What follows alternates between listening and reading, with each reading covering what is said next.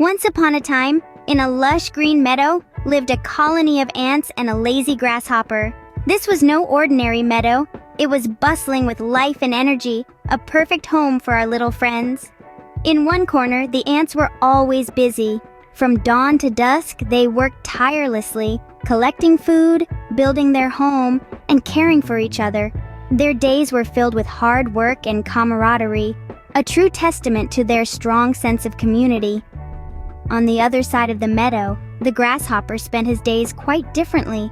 Instead of working, he preferred to play his violin, hopping from one blade of grass to another.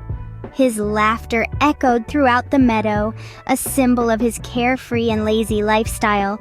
The contrast between the ants and the grasshopper was as clear as day and night. The ants were diligent and industrious, while the grasshopper was carefree and lazy. The grasshopper laughed at the ants and said, "Why do you work so hard when you can play and enjoy like me?" As summer turned into autumn, the ants continued their work, while the grasshopper continued to play. The ants, diligent and foresighted, started to store food for the upcoming winter. They worked harder than ever, their tiny bodies bustling with energy, scurrying back and forth in a tireless ballet of preparation. Their anthill was a hive of activity, filled with the buzz of constant work. On the other hand, the grasshopper, carefree as ever, continued to play under the fading autumn sun. He hopped from leaf to leaf, sang his songs, and basked in the glory of the present, blissfully ignoring the ants' wise advice to start preparing for the colder months. He was so engrossed in his fun that the warnings of the impending winter fell on deaf ears. As winter arrived, the grasshopper found himself cold and hungry, with no food or shelter. His playful days of summer and autumn seemed like a distant dream as he faced the harsh reality of winter. In his desperation, the grasshopper went to the ants for help.